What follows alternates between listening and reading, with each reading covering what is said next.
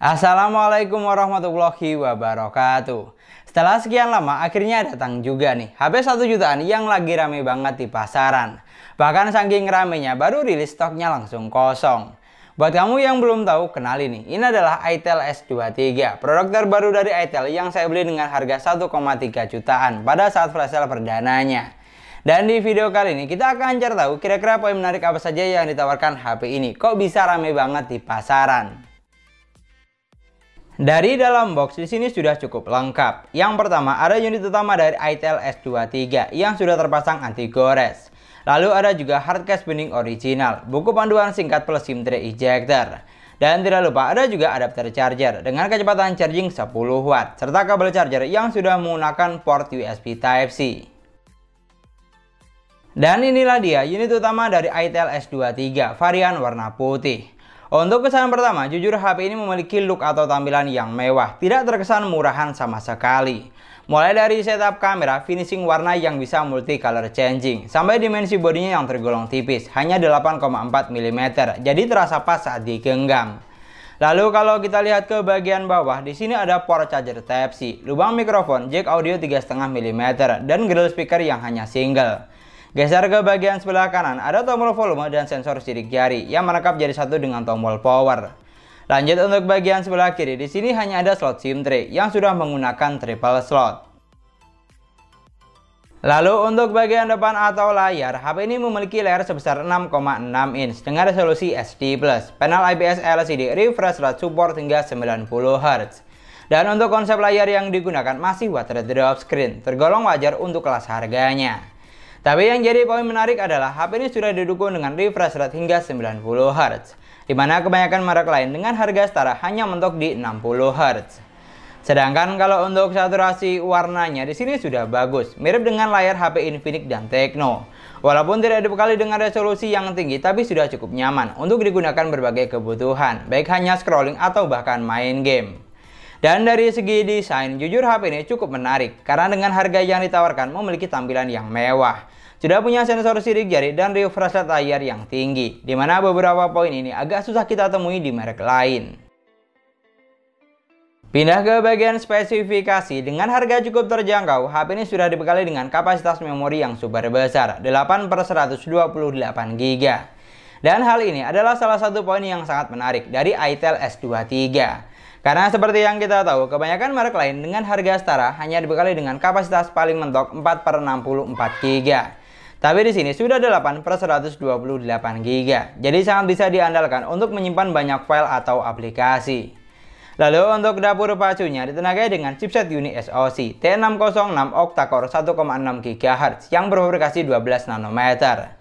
Di sini saya tes untuk Geekbench 6 bisa menghasilkan skor sampai 364 dan 1334 poin. Sedangkan untuk skor Antutunya tembus sampai angka 225 ribuan. Sudah sangat tinggi di kelas harganya. Dan bisa dipastikan walaupun harganya murah, tapi dapur pacu yang ditawarkan tidak kentang sama sekali. Bahkan untuk urusan persensoran, HP ini sudah dibekali dengan sensor yang lengkap. Hampir semua ada, kecuali sensor NFC dan sensor cahaya. Untuk sensor giroskop di sini juga sudah ada, walaupun masih menggunakan virtual gyro. Dan sekarang untuk performanya, HP ini saya coba buat main Mobile Legends. Di sini setting grafik yang terbuka bisa sampai high, dengan frame rate juga high. Untuk kesan pertama, HP ini sudah mampu menjalankan game dengan baik dan cukup playable, baik saat satu lawan satu atau lagi battle rame-rame. Frame drop atau delay di sini tentu ada, tapi cukup jarang saya temui, asal kita tidak setting grafik rata kanan. Pokoknya untuk game yang satu ini sudah mampu dijalankan dengan baik dan lancar. Bahkan untuk harga 1,5 juta, performa yang ditawarkan sangat menjanjikan di kelasnya. Lalu digunakan buat main PUBG Mobile, grafik yang terbuka juga tinggi, ada di Smooth Ultra dan bisa mentok sampai SD High. Tapi walau demikian, main di grafik rata kanan di sini jelas bukan rekomendasi. Sedangkan untuk gameplaynya sungguh di luar dugaan, HP ini juga sudah mampu menjalankan game dengan baik, bahkan bisa dibilang playable untuk kelas harganya. Mungkin yang perlu kamu perhatikan ada di bagian suhunya, karena cepat naik atau hangat saat game berjalan lebih dari 10 menit. Tapi di luar itu, untuk performa yang ditawarkan di sini tidak kaleng-kaleng. Dan seperti yang kita tahu, tidak banyak HP dengan harga terjangkau, tapi sudah mampu menjalankan game berat dengan cukup lancar. Jadi bisa dipastikan, untuk urusan performa juga merupakan poin yang sangat menarik dari HP ini. Dan sekarang untuk sektor baterai, Itel S23 memiliki baterai sebesar 5000 mAh dengan kecepatan charging hanya 10 watt. Yang dimana untuk kecepatan isi dayanya di sini lumayan memakan waktu karena lebih dari 3 jam untuk isi daya sampai penuh. Namun ini hal yang wajar karena kecepatan chargingnya hanya 10 watt, jadi tidak heran kalau lama. Namun untuk baterai tes lebih lengkapnya nanti saya share di video reviewnya saja. Lanjut ke bagian operating system, HP ini berjalan di Android 12, basis Itel OS 8.6. Di sini untuk tampilan UI-nya masih mirip-mirip dengan UI di HP Infinix dan Tecno. Tidak bisa dibilang simpel karena lumayan banyak kustomisasi. Tapi poin menariknya adalah pilihan tampilan seperti tema atau wallpaper ada banyak, tinggal disesuaikan dengan selera. Dan untuk fitur yang disediakan kamu tidak usah khawatir, karena fitur yang ada di HP ini sudah lengkap, hampir semua ada. Fitur penting seperti ketuk 2 kali untuk on off, bedah layar jadi 2, screenshot 3 jari, rekam layar, screen mirroring, dan mode game turbo sudah ada. Jadi sangat menarik pastinya, karena tidak banyak HP 1 jutaan yang punya fitur selengkap ini. Dan yang terakhir, untuk kameranya di sini ada 50 megapiksel kamera utama dan 8 megapiksel kamera selfie. Di sini untuk sektor kamera hanya tergolong standar saja di kelas harganya. Bahkan untuk fitur kamera yang ditawarkan juga tidak terlalu banyak. Tapi ini merupakan hal yang wajar, karena lagi-lagi menyesuaikan dengan harga. Tapi kalau untuk hasil jepretan fotonya, seperti yang kamu lihat, HP ini sudah mampu menghasilkan foto yang bagus. Gambarnya terlihat tajam, detailnya juga dapat. Untuk saturasi warna dan tingkat kecerahannya di sini juga cukup bagus, baik saat foto di indoor maupun outdoor. Jadi kalau untuk urusan foto menggunakan kamera belakang, HP ini sudah cukup bisa diandalkan menurut saya. Dan berikut ini adalah contoh dari hasil jepretan foto menggunakan kamera depan yang memiliki resolusi 8 megapiksel.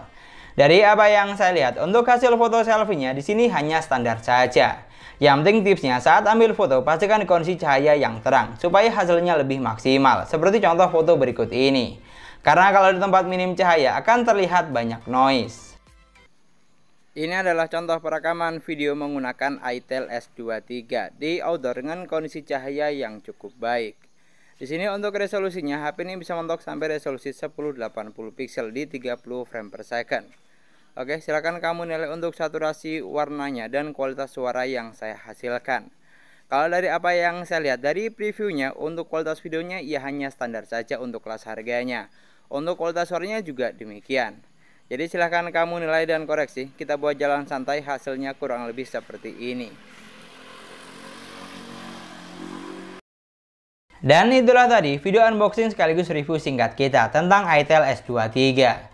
Dari semua poin yang sudah kita bahas, jujur HP ini sangat menarik untuk dilirik karena banyak poin lebih yang ditawarkan. Bahkan susah kita temui di merek lain untuk harga setara.